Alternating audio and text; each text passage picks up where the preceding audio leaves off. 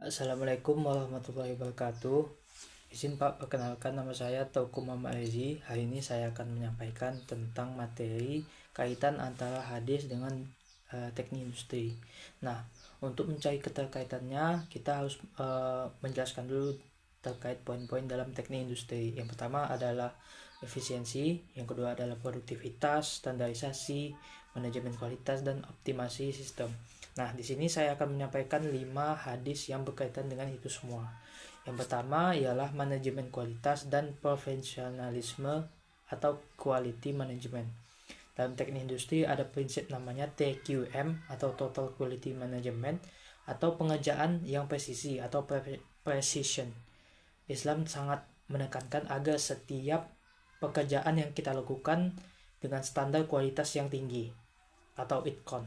Hadisnya yang berbunyi sebagai berikut.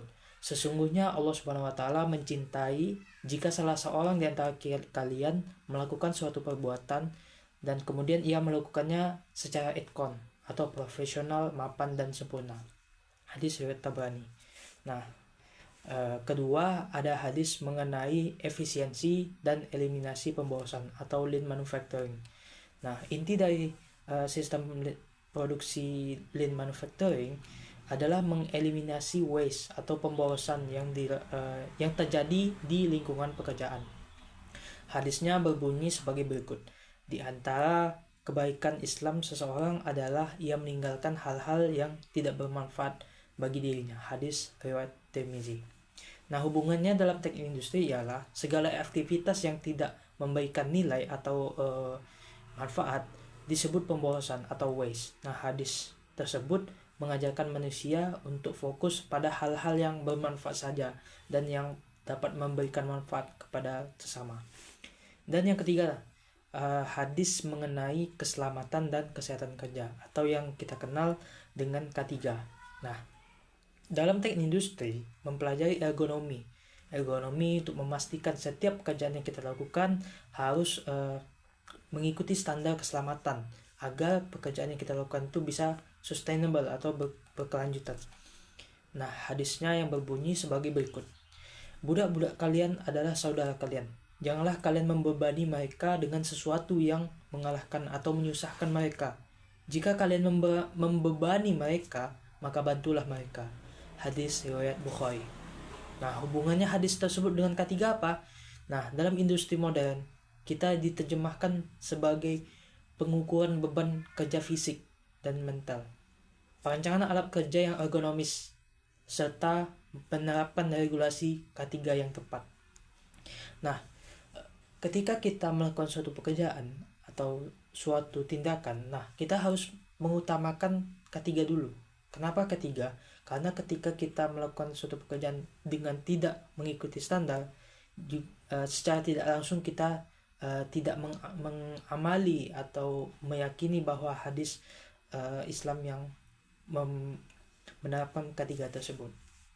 Kemudian yang keempat, hadis mengenai manajemen rantai pasok dan integritas data atau supply chain and inventory. Nah, hadisnya berbunyi sebagai berikut. Seorang muslim adalah saudara bagi muslim yang lain, maka tidak halal bagi muslim tersebut menjual barang cacat atau barang reject kepada saudaranya, melainkan ia harus menjelaskan catatan tersebut kepada saudaranya. Hadis riwayat Ibnu Majah. Nah, teman-teman semua izin Pak, teman-teman semuanya, dalam hadis ini sudah sangat jelas bahwa kita tidak boleh menutupi barang atau benda yang kita ingin jual kepada orang lain. Kenapa?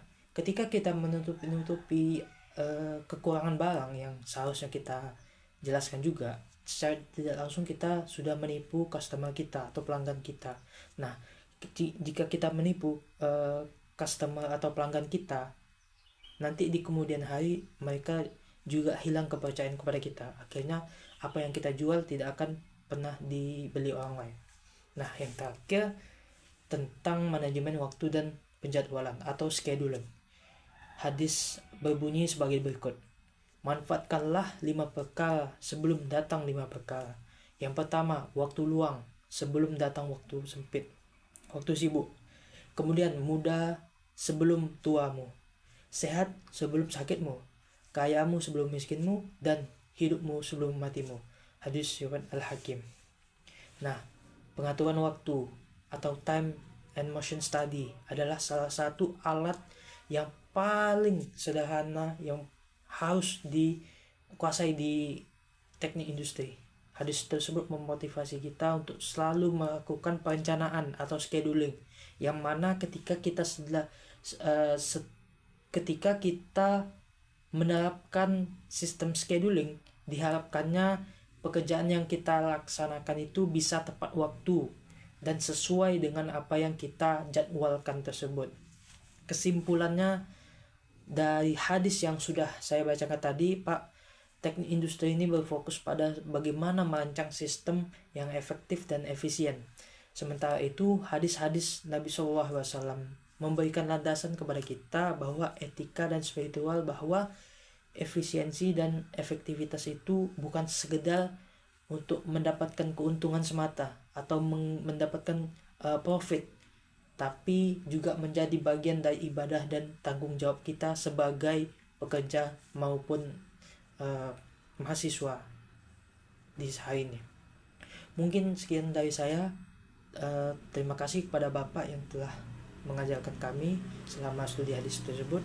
Semoga dapat ilmunya dapat bermanfaat bagi kami dan bagi Bapak juga. Saya akhiri. Assalamualaikum warahmatullahi wabarakatuh.